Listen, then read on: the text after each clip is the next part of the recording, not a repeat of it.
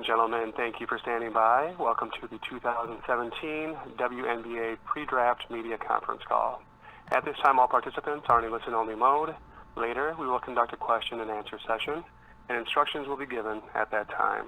If you should require assistance during the call, you may press star followed by 0, and an operator will assist you offline. At this time, we'll turn the conference over to your host, Mr. Ron Howard. Please go ahead, sir.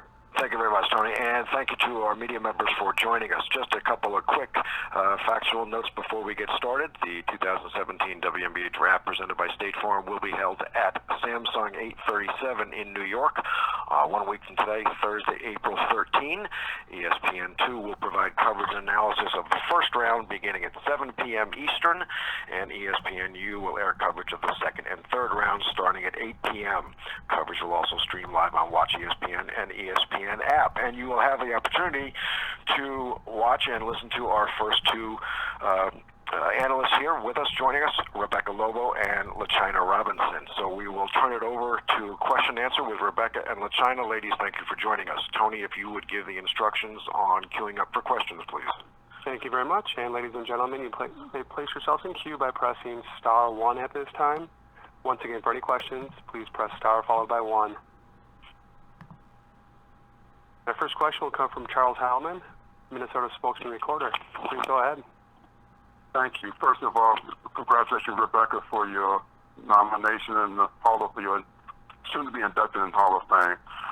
For both ladies, if you can speak on this draft, what kind of draft can we call it? It seems from the surface it's a guard-laden type of draft and not a lot of big names that stands out.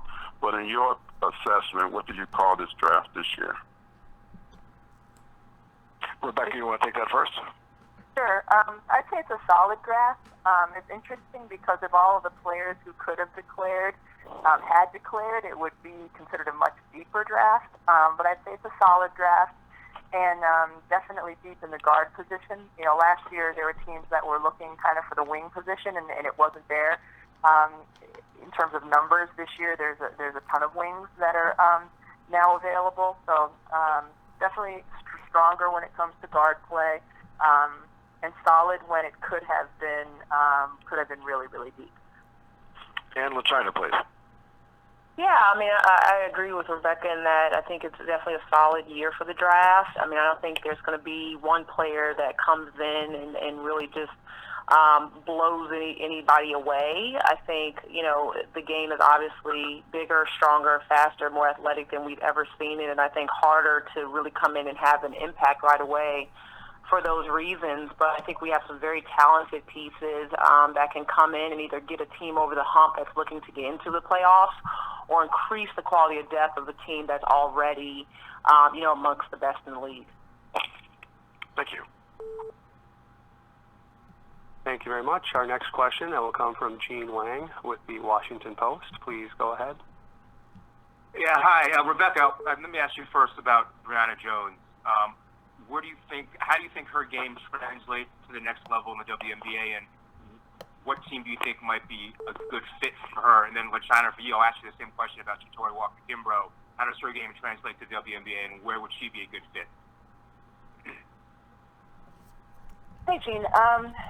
You know, Brianna obviously had an incredible college career, and I think she's an interesting one because offensively, I think her game definitely translates. You know, her efficiency, her ability to rebound, her uncanny ability to score over double teams and over bigger defenders. I think if there's any question with Brianna, it would be defensively. You know, there's so much pick and roll action in the WNBA. How will she handle that? That being said, I think she will be taken in the first round, and you know, I think she has a chance to be a very good, solid pro. I really like her. I love how she's changed her body over the course of her college career. Clearly, a really hard worker, and if she gets in the right system, I think she can be very good. Thank you, Rebecca.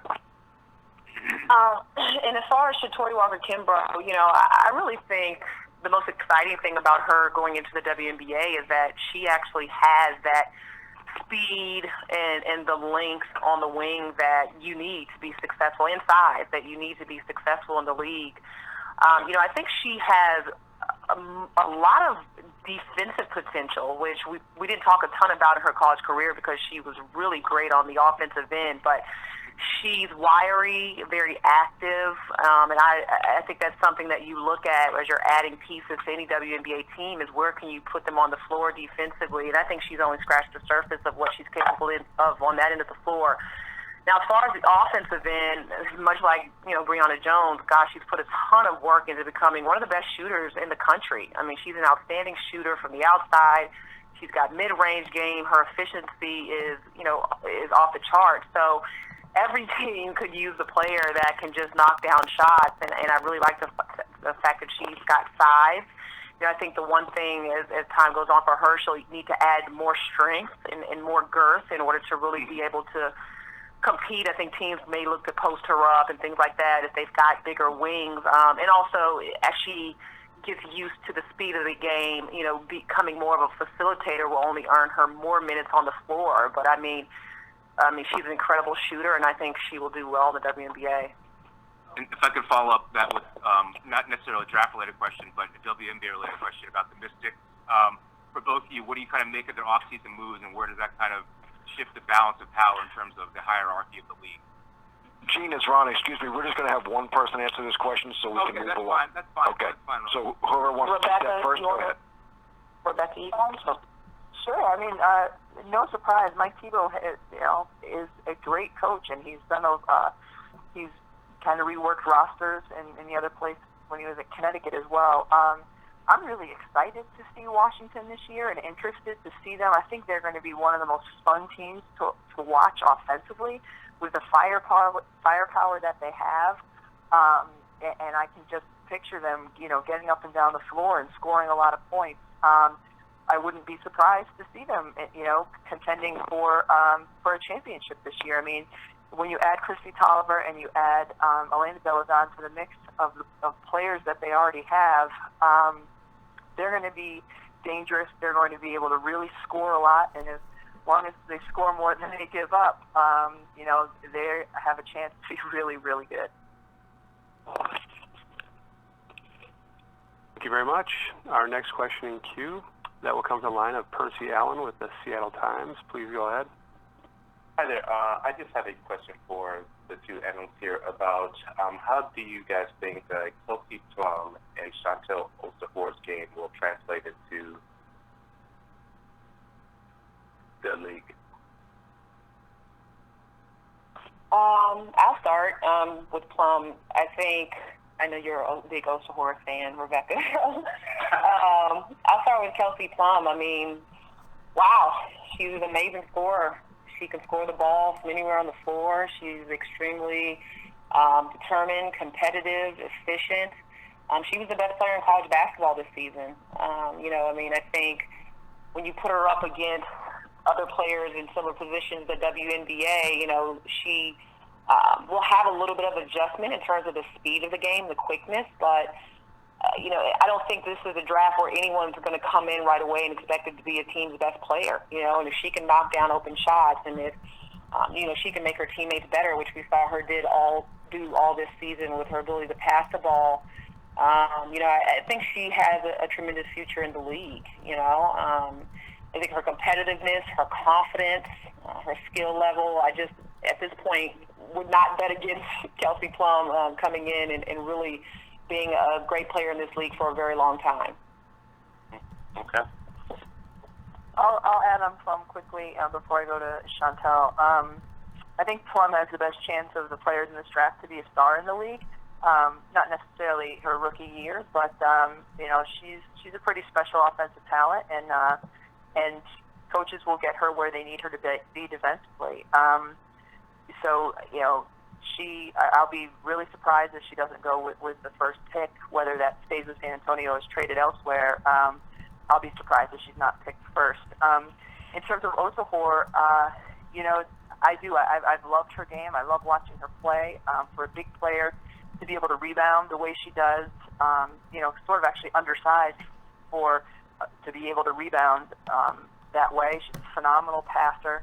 I think the question with her is, her health, her ability to play the schedule that they play in the WNBA with back-to-backs and 4 games in 6 days or whatever it can be. But I think a team she'll definitely be in a training camp. I think she'll go in the second round, and I think she'll have a chance to really show coaches what she can do. The question again is just going to be: is she a kid who can practice every day, who can perform with the rigorous schedule that the WNBA provides? Thank you. Thank you very much. And our next question in queue, that will come from the line of David Caravello with the Charleston Post. Please go ahead. Rebecca from China, 2 questions, if I may. First of all, were you surprised to hear South Carolina's Alicia Gray and Kayla Davis declared for the draft, and how ready do you think they are for the next step? LeChina, you want to go first? Sure. I was surprised that they declared, and not because of their readiness, but just more so of what South Carolina put on the floor this season, what they were able to do when winning a national championship, and I thought they would have a great chance to do the same next year. But I think these are 2 players that are ready for the WNBA. I mean, when you look at their size, their skill, their versatility, their athleticism, their strength. I mean, these are 2 players that can impact the game just from about anywhere on the floor. Alicia Gray's versatility, her ability to rebound the ball, she can shoot the 3, she can handle, she's a good decision maker. I mean, I was really impressed with the way that she played, especially in the NCAA tournament, filling in at the power forward spot when Elena Coates was out. I mean, she's a tremendous asset to any team. I mean, she had 18 points and 10 rebounds in the national championship game. I think it just speaks for itself. She's also gotten into better shape physically, which allows her to play in different places on the floor. And Kayla Davis is a pro. I mean, she's 6'2", she's explosive, she can get to the rim when she wants, she can shoot it. She comes, from basketball pedigree, obviously, with her dad having played in the NBA. She played for a demanding coach like Dawn Staley, so she understands the rigors and, all that goes with it. And, I just think that if she stays healthy and continues to get better, she'll be an all-star one day in the league. I think both of them have the ability at some point in their WNBA careers to do that. And so, I think they'll do well. Rebecca, if I may, how do you think Elena Coates' game is going to translate to the next level? I think it's going to translate really well. She already has a pro size. She has a pro body. She has a pro skill set. In terms of what she can do when she gets the ball on the block, she also has a nice soft touch out to 10 feet or so. So I think she's, of course her health is going to play into it in terms of this year, but I think she definitely has pro-ready body, pro-ready skill set. She'll be a player who can really help the team this year and will get a lot of minutes, assuming she's healthy. Thank you. All right, our next question will come from Philip Thompson with the Chicago Tribune. Please go ahead. Okay, thank you. Hello, Rebecca, and hello, LeChina. Hello. Hi. So I have kind of a 2-pronged question. The first part is, and if you can just bear with me, kind of from my perspective, if you look at where the Sky's roster stands and where the Stars roster is, you can make the argument to me that Kelsey Plum could do more for a team like the Sky than they would for San Antonio. So with that said, do you think, or can you speak to kind of what Kelsey would bring for the Sky, and if the Sky has a realistic chance, through a trade of getting her? And if not, who do you see as the best fit for the Sky and why? Rebecca? Yeah, I mean, when you look at the draft and you look at rosters and you look at San Antonio, Kelsey Plum does not seem like the biggest need for that team. With Kayla McBride, with Mariah Jefferson, with the other guards they have on the roster, Plum does not seem like she fits there. But that doesn't mean they won't take her and keep her. That doesn't mean they won't take her and trade her, because she's. I think there are a lot of teams out there who would move some things in order to get Kelsey Plum on their roster. Could Chicago be one of those teams? Absolutely. But if they don't, I think Nia Coffey is one player who could fit in pretty well with what Chicago needs. And, it'd be kind of nice for her to stay in the area, going from Northwestern right over. So you kind of see Chicago's need being a 3 who can extend the floor and make threes. And Coffey's more of a 4 right now, but you could see her in the future becoming that. But you could also see, Kayla Davis as a player who would fit the bill there in terms of a big 3 player who can extend the floor by making threes. So, it'll be interesting to see what happens with Plum, if she gets drafted number 1, if she does, if she stays, or if she's traded, and then how that affects Chicago and down the line. Yeah, I mean, Rebecca pretty much sums it up. I think, Kelsey Plum is the greatest value. You're going to get your bang for the buck as the number 1 pick, whether you keep her or trade her. So, anything's possible depending on what teams are willing to offer. But I think, looking at after Elena Del Don was traded from the Sky, and you've got a big void. You need more of everything without her. So, I do agree that a player like a Kayla Davis or even Alicia Gray, I know one thing that Amber talks about is wanting to have a better rebounding identity, and Gray is a player that can shoot the 3 consistently as well as give you some rebounding. And I love Nia Coffey as well. Again, as Rebecca said, she'll need more development to hit that 3 spot, but that's kind of what I see happening there. Maybe one of those players, but definitely a big guard, maybe multi-purpose that can help them from the 3-point line as well as on the glass. Thank you. Thank you. The next question will come from Adam Grossbard with the Dallas Morning News. Please go ahead. Hi, LeChina and Rebecca. Thank you for your time today. Given the Dallas Wings didn't make the playoffs last year, but they have some pieces in place like Skylar Diggins and Lori Johnson and Aerial Powers. With the Wings drafting at 3 and 4, what are some prospects that you think would fit in along next to the Wings' current core? Who wants to go first? Becca. I think Dallas would love to get Elena Coates. She would be an ideal fit for them in terms of defensively, kind of having a rim protector inside, an offensive player who can provide a lot. They have the flexibility of picking at 3 and 4. You would expect them to take a big and a guard. And whether that would be a 3 like Davis or Gray, or maybe even Alexis Jones, you kind of take the local kid who could fit and fill some holes for you.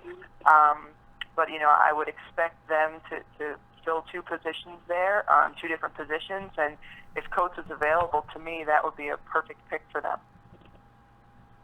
Yeah, just to piggyback on what Rebecca said, I think one of the challenges last year for Dallas was on the defensive end, and I think one thing that Elena Coates showed us as her career progressed was the ability to play defense on the perimeter, to come out, to hard hedge, to help. And she's got, even though she's got size, she actually has pretty good quickness defensively and good instincts on that end of the floor. So I think that could really be an asset. I know there's a possibility that Ruth Hamblin may not be, she's got some other obligations this summer. So, Coach would also give you size there. And then you've got your pick on the wing. Again, I think we talked about some of the names that could end up there, whether it's Gray or Davis or, but I think also, one of those players, Gray or Davis, could help depending on how Aerial Powers comes along. I know she's coming off injury and expected to be ready to go, but it doesn't hurt to have, some security there.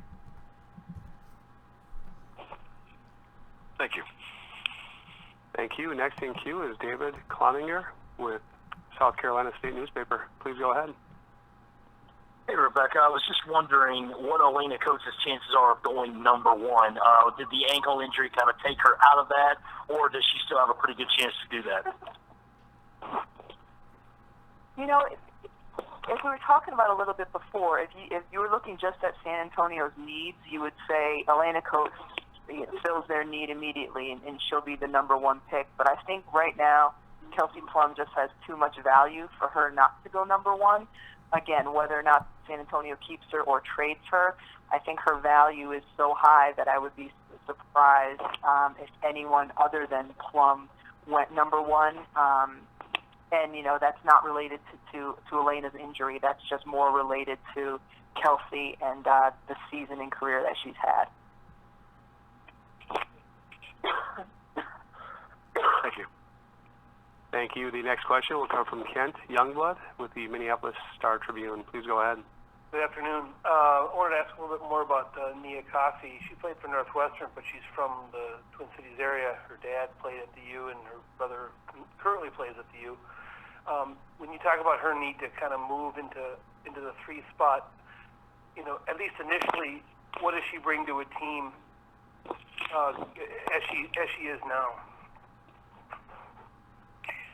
I'll take that. I think she's got tremendous upside. You know, I think she is the player that could make the biggest jump from college to what she will eventually become as a pro.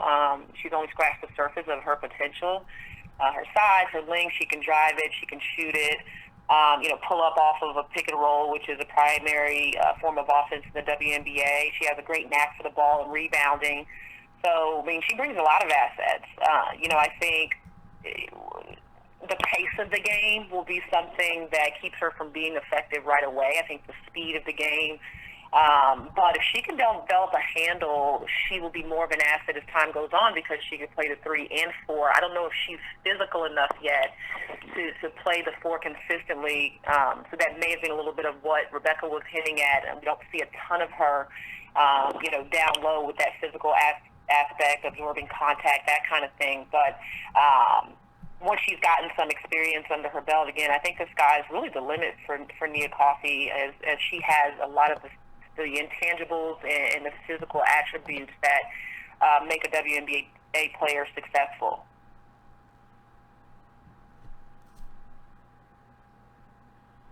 Thank you.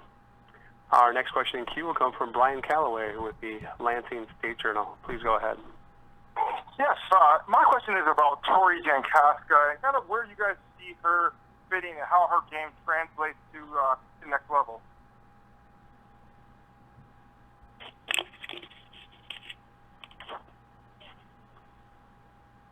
This is Rebecca. I'll take that one. Teams are always looking for a tough player who can shoot the basketball, and Tori definitely fits that bill. You know, she's a hard worker who has gotten better every year in college. I think we're looking, you know, probably late first, early second round for her. But teams are always looking for that type of player who can stretch the defense, coming in off the bench and providing some toughness and scoring. And her game will immediately provide that. Thank you. Thank you. The next question in queue will come from Andrew Erickson with the Columbus Dispatch. Please go ahead. Hi, thank you both for your time. Rebecca, I wanted to ask you about Shayla Cooper and just how you see her skills fitting into the WNBA, maybe where she needs to develop to kind of stay in the league and have that staying power. And then LeChina, wanted to ask you about another Columbus kid, and Alexis Peterson, how you've seen her grow this season and where you see her fitting in among some of the top guard prospects this season. Okay, Rebecca, you want to go first? Sure, I'll start with Shayla Cooper. You know, she's got WNBA size. You know, she's 6'2", she can rebound, she can shoot the 3. So she's bringing good skill set for her size. I think she would need to become a little bit more of a consistent three-point shooter because she'd be another one of those players, and you know, that you'd might be built more for the 4 spot, but would have to play mostly at the 3 in the WNBA. But you know, because of her size, because of her versatility, she'll definitely be intriguing to teams. Yeah, and as far as Alexis Peterson, I mean, run out of words to describe her, both on the court as well as off. I mean, she's one of the most mature players I've ever come into contact with. Tremendous basketball IQ. I mean, let's not forget, she pretty much willed her team to the national championship game last year, put the team on her back. So she's just a consummate leader. I mean, she's a player that can create her own shot from anywhere on the floor.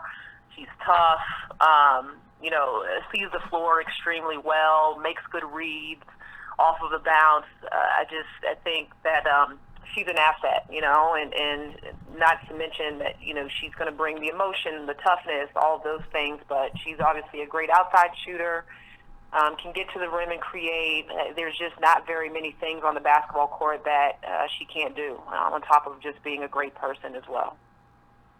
Thank you. Thank you. Our next question will come from Jeff Metcalf with the Arizona Republic. Please go ahead. Yeah, hi, thank you. I just wanted to ask you if you could give me your opinions on Sydney Weiss, and also if you think Sophie Bruner, is big enough to play in the WNBA right away.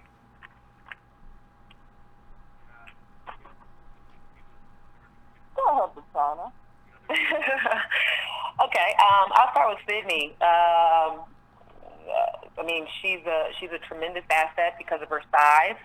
She has amazing pick and roll IQ. She can create her own shot off of the bounce. She's a great decision maker with the ball in her hands.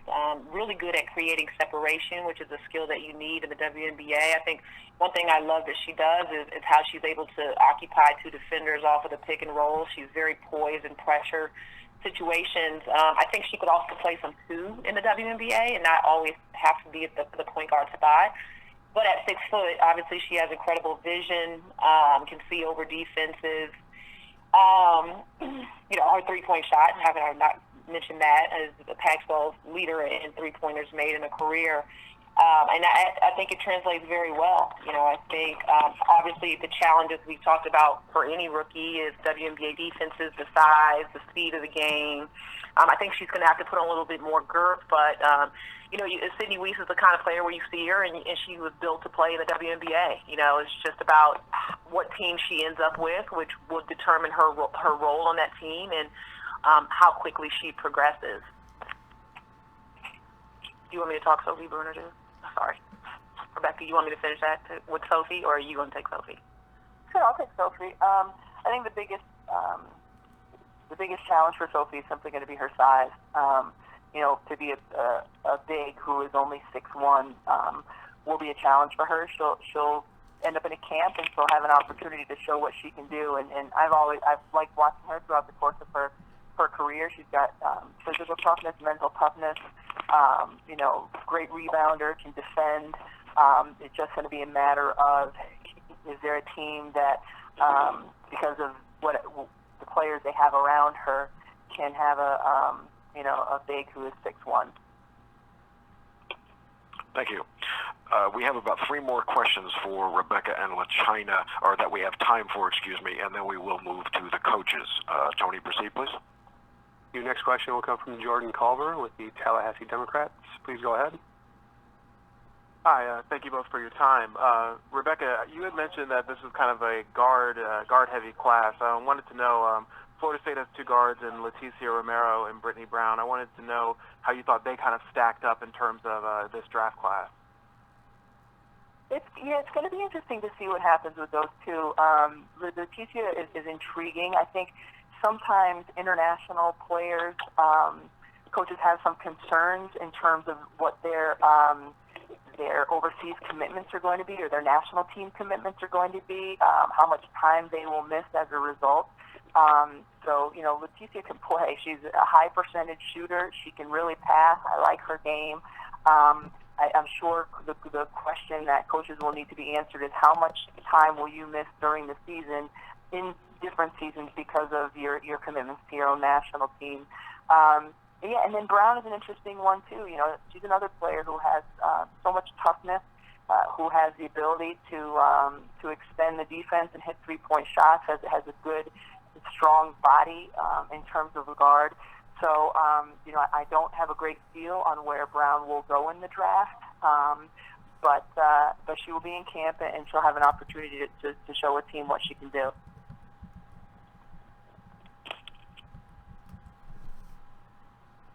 Thank you. Thank you. Next question will come from Jessica Morgan with the Raleigh News. Please go ahead. Hello, ladies. I had a couple questions really quickly. Brianna Day out of Syracuse, if you can kind of provide the assessment of what she looks like, I guess, going into, a possibility of being drafted late. I'll go on, Brianna. She brings great length and size and athleticism. I know you guys are tired of hearing me say athleticism and strength and size and speed, but that is, the biggest question mark when a player goes from college to WNBA. I mean, her ability to contest shots and give you rim protection, I think it's great. The question for her would be, on the offensive end, where does she fit in? I think she had the benefit, obviously, of playing with two very good guards, in Brittany Sykes and Alexis Peterson. So, she got a lot of her points off of rebounds and just being fed as they were drawing the defense. So how does her offensive skill set develop? But I think she definitely would be great for a team that needed just some backup at the rim in terms of some length. And she also was a post player that did not just stay in the post and defend. Sometimes got a little foul trouble out on the perimeter, but she has that ability, quickness to help on that end of the floor. Thank you very much. And next question will come from Krista Pertley with the Waco Tribune-Herald. Please go ahead. This one can be for both of you. Looking at the Baylor girls, what do Nina Davis, Alexis Jones, and Alexis Prince really bring to the WNBA?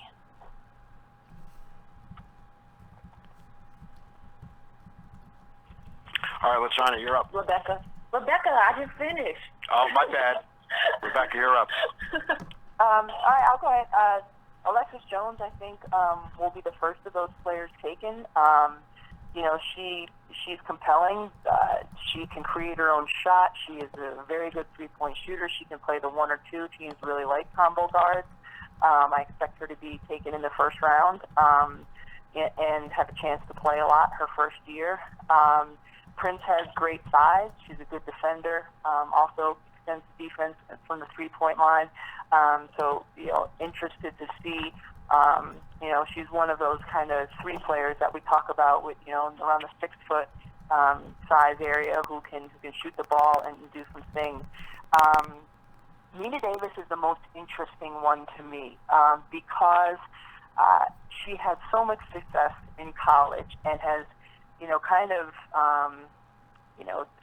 shut up the naysayers throughout her entire career. I mean, she's undersized as a 4, but somehow still finds a way to score inside and rebound. And she has a great motor. She runs the floor as well as anybody.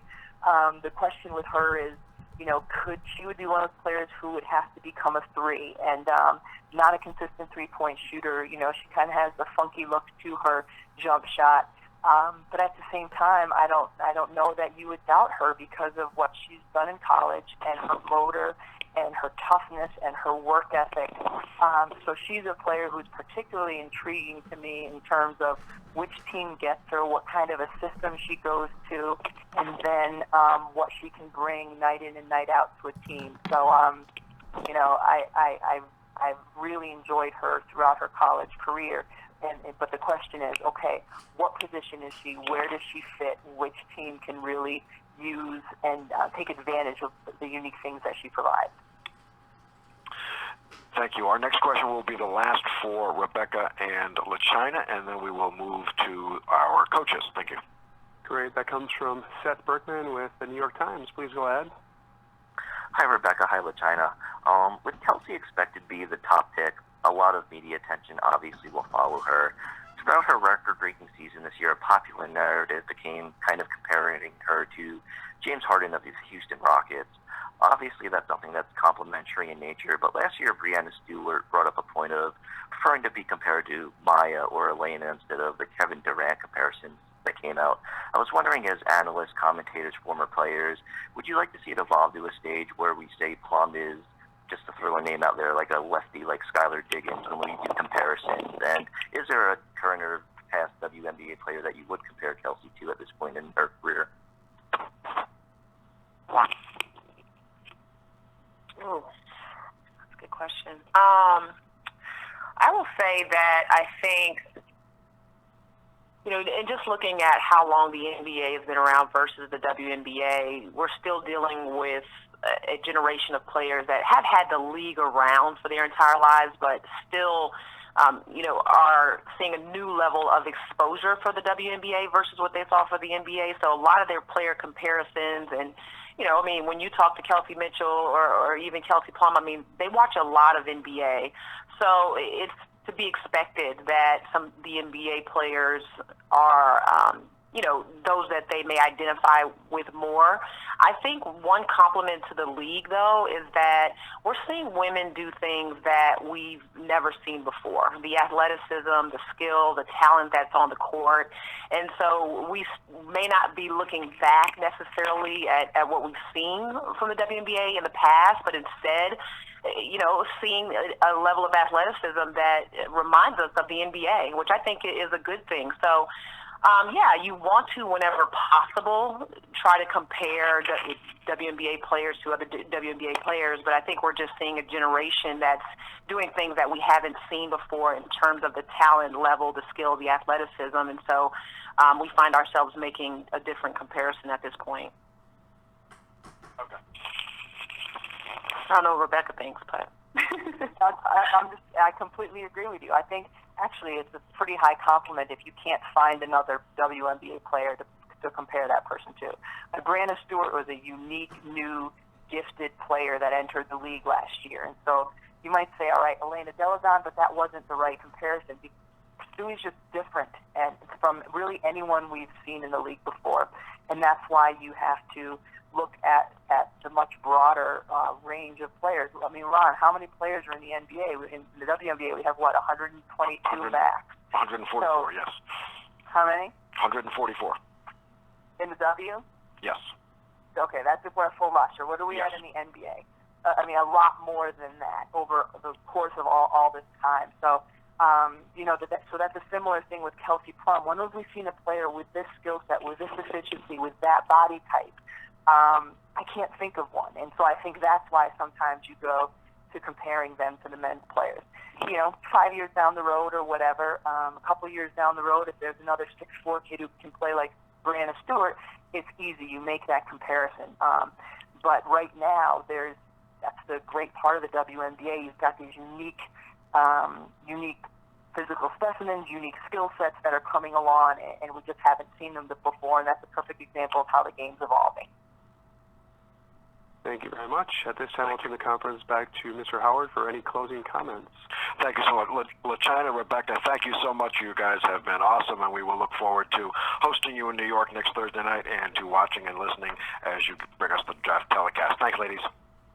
Thanks, Ron. Thanks, everyone, for joining the call.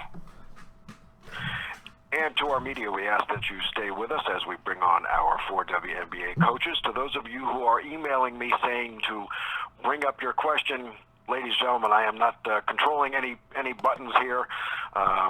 So you are queuing up, and Tony will get you in there. So if you have not asked a question, when you re-queue for the coaches, we will hope that you'll be able to get in there. So thank you.